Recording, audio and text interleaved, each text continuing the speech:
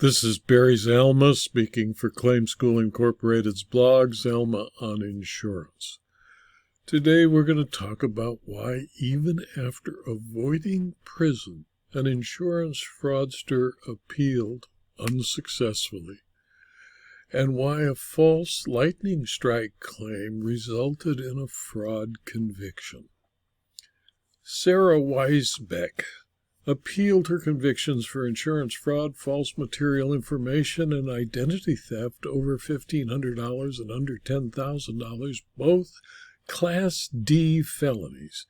In State of Iowa versus Sara Jo Weisbeck, the Court of Appeals of Iowa on October 11, 2023, considered her pleas for mercy. In spring of 2019, Weisbeck was renting a house from Lisa Smith in LeClaire, Iowa. The house did not come with appliances, so Weisbeck provided her own refrigerator, stove, microwave, washer, and dryer. The night of June 30, there was a severe storm in the area, and the following morning, Weisbeck sent Smith this text message, quote, "I don't want to sound sketchy, but the house totally got struck by lightning last night, and there are trees like splitting down the middle. I don't know if you want to call your insurance or report it as part of the damage or not, but it would be good timing to do so if you did." Close quote.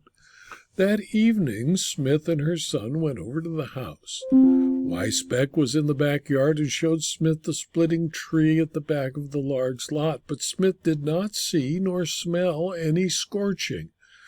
Weisbeck then told Smith that lightning had struck the roof of the house and knocked a window out of its frame. Smith saw a window frame lying on the ground with one pane missing, but no shattered glass was around it. Weisbeck also said that because of the lightning strike, all of her appliances got fried. Weisbeck would not, however, let Smith into the house to inspect the damage to the window. She only allowed Smith in several days later. Smith ultimately did not file any claim with her insurer, State Farm. Weisbeck reported to her insurer, Nationwide Insurance, that the lightning struck a tree on her lawn and the electricity traveled into her house, damaging her appliances. She gave a list of damaged items, and she also asked for and provided photographs of the items. The claims adjuster reported advising Weisbeck to her damaged property for inspection by the company's Special Investigation Unit. Weisbeck's claim went to Joe Martinez, a special investigator with Nationwide, who took over the case and asked to inspect the interior of the house. Weisbeck would not let him in. He explained that he needed to inspect the house and conduct an interview to collect additional information on the claim.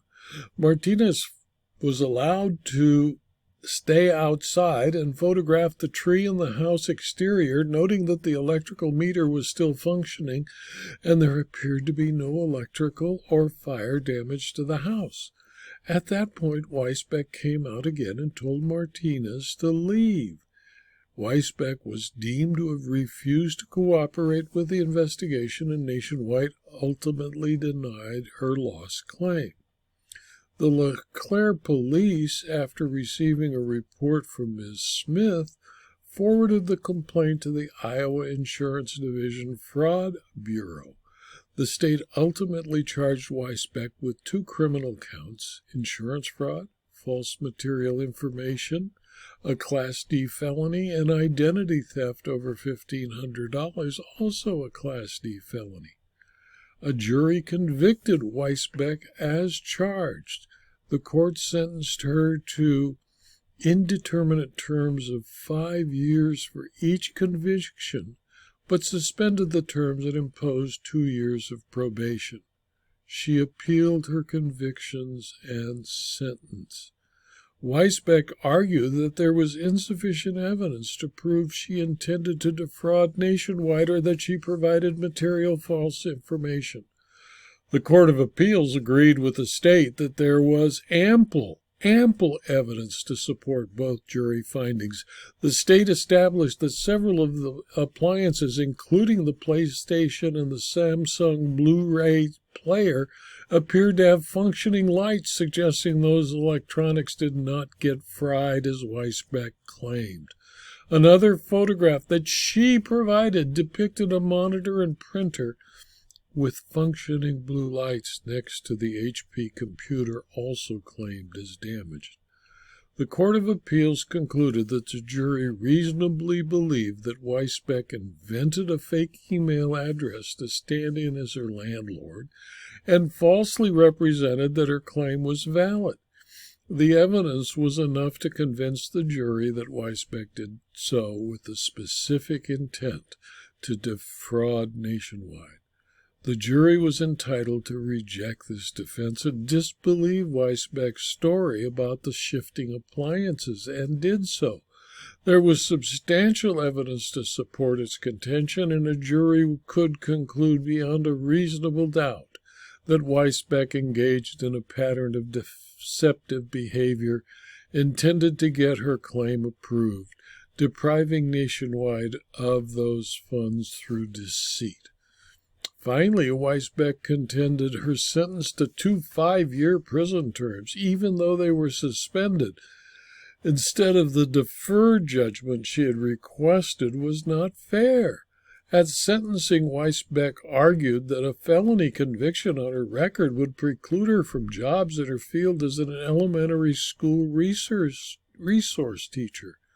The Court of Appeals noted that protection of the community from further offenses is an important and relevant sentencing factor, and agreed with the trial court that found the criminal thinking involved warranted future employers being warned as to the defendant's past conduct. Therefore, there was no abuse of discretion in the trial court considering this as a relevant factor in sentencing, and the judgment was affirmed. This video was adapted from my blog, Zalma on Insurance, which is available free to anyone who clicks on the URL zalma.com/blog.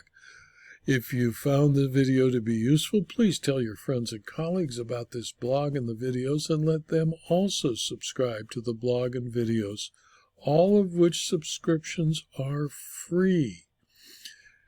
You can also, if you watch this video on rumble.com, please click on the thumbs up button. And if you watched on YouTube, please click on the like button. And if wish further detailed information about insurance, insurance law, insurance claims, and insurance fraud, consider subscribing to my Substack publications or my Locals community, where you can get that detail for a very small fee. Thank you for your attention.